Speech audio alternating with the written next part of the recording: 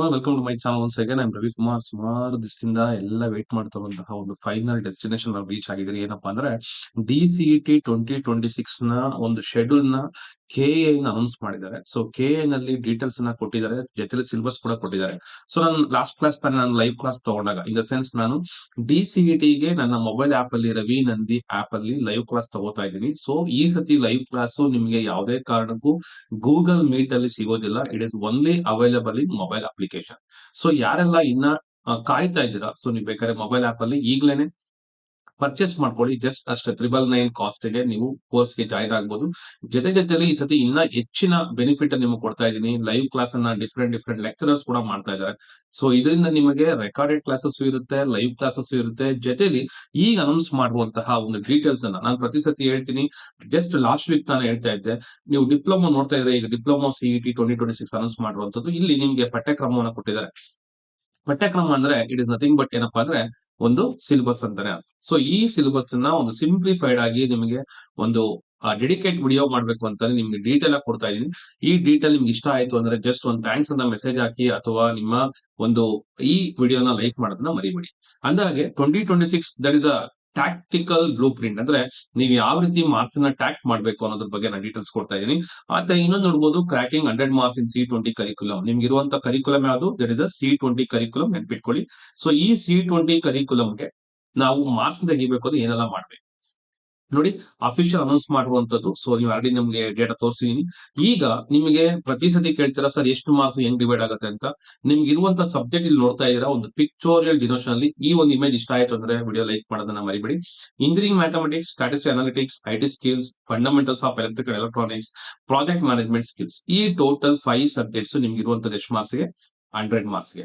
Duration ಬಂದು ನಿಮಗೆ just 3 hours ಕೊಟ್ಟಿರ್ತಾರೆ. ಟೋಟಲ್ ಮಾರ್ಕ್ 100 ಗೆ. The golden rule 5 subject exactly 20 marks each. ಪ್ರತಿಯೊಂದು ಸಬ್ಜೆಕ್ಟ್ ನಿಮ್ಗೆ ಎಷ್ಟಕ್ಕಾಗುತ್ತೆ? 20 ಮಾರ್ಕ್ಸ್ ಗೆ ಡಿವೈಡ್ ಆಗುತ್ತೆ. You cannot afford a weak link, perfect equilibrium is required. So ಒಳ್ಳೆ ಸ್ಟ್ರಾಟಜಿ ನೀವು ಫಾಲೋ ಮಾಡ್ಬೇಕಾಗುತ್ತೆ ಇಲ್ಲಿ ನೀವು 100 ಮಾರ್ಕ್ಸ್ ತೆಗಿಬೇಕು ಅಂದ್ರೆ. ಸೊ ಈಗ ಸಬ್ಜೆಕ್ಟ್ ಮೆಕ್ಯಾನಿಕ್ಸ್ ಅಂಡ್ ಸ್ಟ್ರಾಟಜಿ ನೋಡೋಣ ಯಾವ ತರ ಅಂತ ಹೇಳಿ. ನೋಡಿ, ಇಂಜಿನಿಯರಿಂಗ್ ಮ್ಯಾಥಮೆಟಿಕ್ಸ್ ಮಾಡ್ಬೇಕು ಅಂದ್ರೆ ಕೋರ್ ಸ್ಕಿಲ್ ಟೆಸ್ಟ್ ಇರಬೇಕು, ಹೈಲಿ ಹೀಲ್ಡ್ ಫೋಕಸ್ ಇರಬೇಕು, ಮತ್ತೆ ಪ್ರಿಪರೇಷನ್ ಸ್ಟ್ರಾಟಜಿ ಡೈಲಿ ರಿಪಿಟೇಷನ್ ಮಾಡ್ತಾ ಇರ್ಬೇಕು ನೀವು. ಸ್ಟ್ಯಾಟಿಸ್ಟಿಕ್ಸ್ ಅನಾಲಿಟಿಕ್ಸ್ ಅಲ್ಲಿ ಡೇಟಾ ಹ್ಯಾಂಡ್ಲಿಂಗ್ ಬಗ್ಗೆ ಜಾಸ್ತಿ ಇರುತ್ತೆ. ಪೈಥಾನ್ ನಿಮ್ಗೆ 6 ಮಾರ್ಕ್ಸ್ ಬರುತ್ತೆ. ಸೊ 6 ಮಾರ್ಕ್ಸ್ ಗೆ ಪೈಥಾನ್ ಇಲ್ಲಿ ಇನ್ಕ್ಲೂಡ್ ಆಗುತ್ತೆ. IT ಸ್ಕಿಲ್ಸ್ ನೋಡಿದಾಗ digital fluency, web coding, concept mapping ಗೊತ್ತಿರಬೇಕು. FEEE hardware foundation, machines and circuits, core memorisation. ಇದು ನಿಮ್ಗೆ ಕವರ್ ಆಗುವಂತ ಸಬ್ಜೆಕ್ಟ್. ಇನ್ನು ಪ್ರಾಜೆಕ್ಟ್ ಮ್ಯಾನೇಜ್ಮೆಂಟ್ ಬಂದಾಗ ನಿಮ್ಗೆ ಗೊತ್ತೇ ಇದೆ, executive leadership, life cycle planning and framework application. ಇದ್ರ ಬಗ್ಗೆ ನಿಮ್ಗೆ ಡೀಟೇಲ್ ಆಗಿರುತ್ತೆ. ಓಕೆನಾ? ಈಗ ಪ್ರತಿಯೊಂದು ಸಬ್ಜೆಕ್ಟ್ ಅಲ್ಲಿ ಯಾವ ರೀತಿ ನಿಮಗೆ ಮಾರ್ಕ್ಸ್ ಡಿವೈಡ್ ಆಗೋದನ್ನ ತಿಳಿಸ್ಕೊಡ್ತಾ ಇದೀನಿ. ನೋಡಿ, ಇಂಜಿನಿಯರಿಂಗ್ ಮ್ಯಾಥಮೆಟಿಕ್ಸ್ 20 ಮಾರ್ಕ್ಸ್ ಯಾವ ತರ ಡಿವೈಡ್ ಆಗುತ್ತೆ ಅಂದ್ರೆ, ಮ್ಯಾಟರ್ಸ್ ಅಂಡ್ ಡಿಟರ್ಮಿನೆಂಟ್ಸ್ ಗೆ 4 ಮಾರ್ಕ್ಸ್, ಸ್ಟ್ರೈಟ್ ಲೈನ್ಸ್ ಗೆ 4 ಮಾರ್ಕ್ಸ್, ಟ್ರಿಗ್ನಾಮೆಟ್ರಿ ಗೆ 4 marks, differential calculus 4 marks, internal calculus 4 marks ಇರುತ್ತೆ. ಓಕೆನಾ?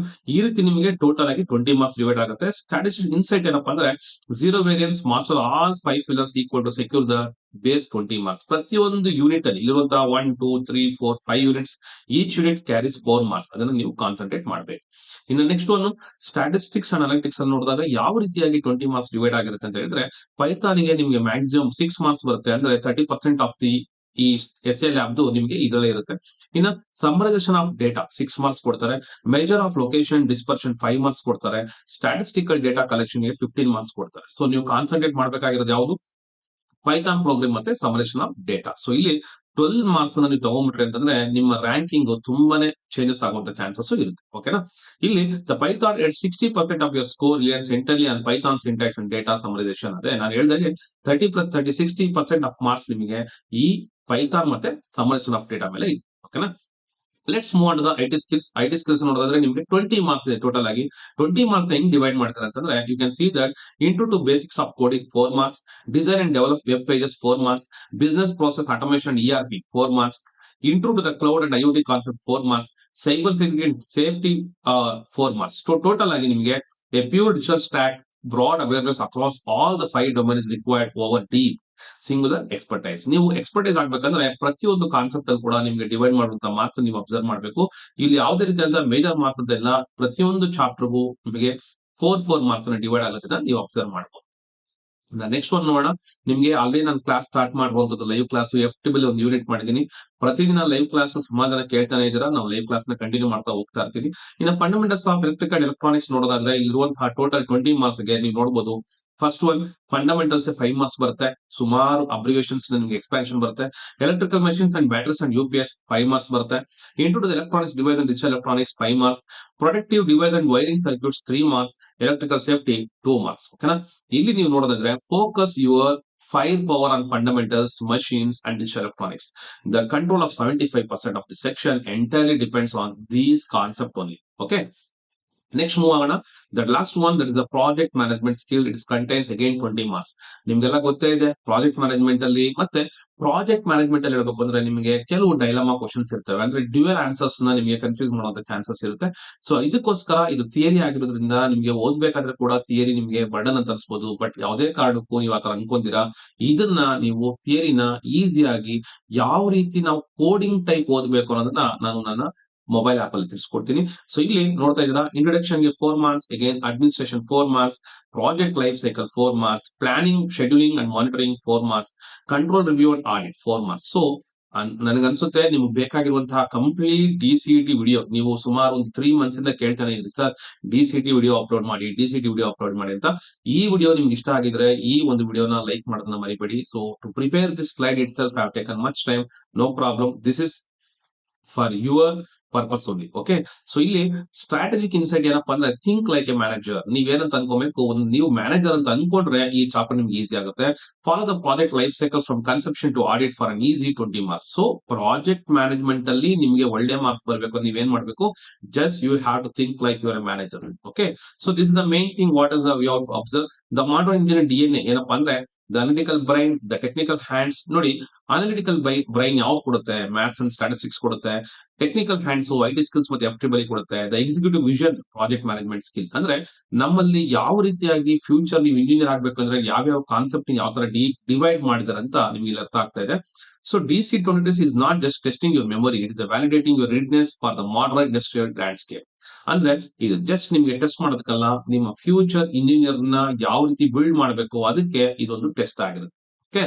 ಸೊ ಇನ್ನ ನಿಮ್ಗೆಲ್ಲ ಗೊತ್ತಿದೆ BE ಆರ್ BTech. ಸುಮಾರು ಜನ ಇದಕ್ಕೂ ಕೂಡ ಕಮೆಂಟ್ ಮಾಡ್ತಾರೆ. ನಿಮ್ಗೆ ಇಲ್ಲಿವರೆಗೂ BTech ಬಗ್ಗೆ ಅಥವಾ BE ಬಗ್ಗೆ ಕನ್ಫ್ಯೂಷನ್ ಇದ್ರೆ ಕಮೆಂಟ್ ಅಲ್ಲಿ ತಿಳಿಸ್ಕೊಡಿ.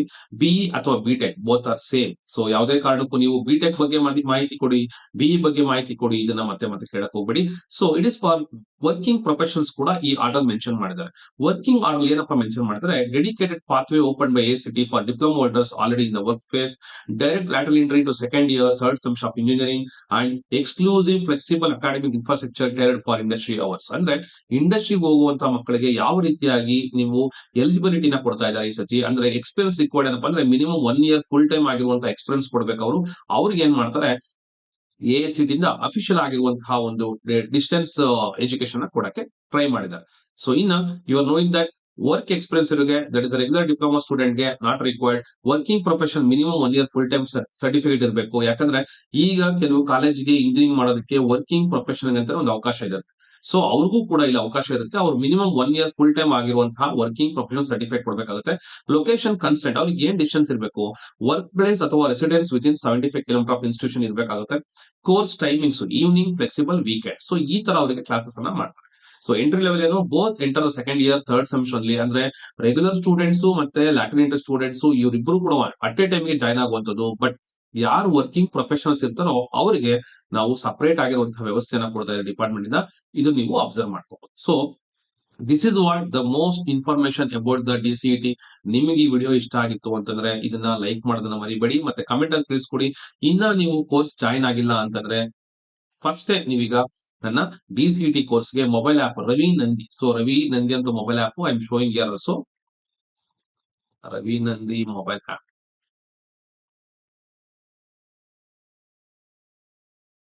ಸೊ ಈ ಲಿಂಕ್ ಅನ್ನ ನಿಮ್ಗೆ ತೋರಿಸ್ತಾ ಇದೀನಿ.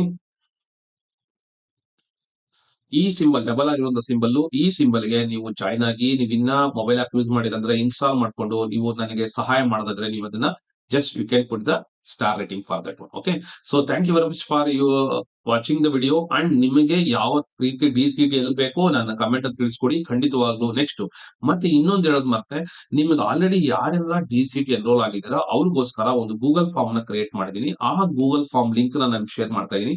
ಈ ಗೂಗಲ್ ಫಾರ್ಮ್ ಮುಖಾಂತರ ನೀವೇನ್ ಮಾಡ್ಬೋದಪ್ಪ ಅಂತಂದ್ರೆ, ನಿಮ್ಗೆ ಬೇಕಾಗಿರುವಂತಹ ಕಾಲೇಜ್ಗೆ ಸೇರ್ಕೊಳಕ್ಕೆ ಅಥವಾ ಫ್ಯೂಚರ್ ಅಲ್ಲಿ ಏನಾದ್ರು ಪ್ರಾಬ್ಲಮ್ ಆದ್ರೆ, ನಿಮ್ಗೆ ಏನಾದ್ರು ಹೆಲ್ಪ್ ಬೇಕು ಅಂದ್ರೆ, ನಾವು ಸಪರೇಟ್ ಆಗಿ ಹೆಲ್ಪ್ ಡೆಸ್ಕ್ ಓಪನ್ ಮಾಡ್ತೀನಿ.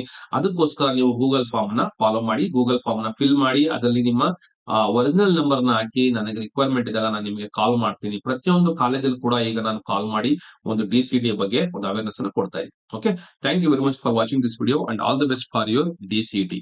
ಇನ್ನು ನಿಮ್ಮ ಸಬ್ಜೆಕ್ಟ್ಸ್ ಕೆಲವು ಪೆಂಡಿಂಗ್ ಇದ್ರೆ ನನ್ನ ಹಳೆ ವಿಡಿಯೋಸ್ ನೋಡ್ಕೊಂಡು ಸಬ್ಜೆಕ್ಟ್ ನ ಕ್ಲಿಯರ್ ಮಾಡ್ಕೊಳ್ಳಿ. ನಿಮ್ಗಿನ್ನ 2 ಅವಕಾಶ ಇದೆ. ಓಕೆನಾ? Thank you very much.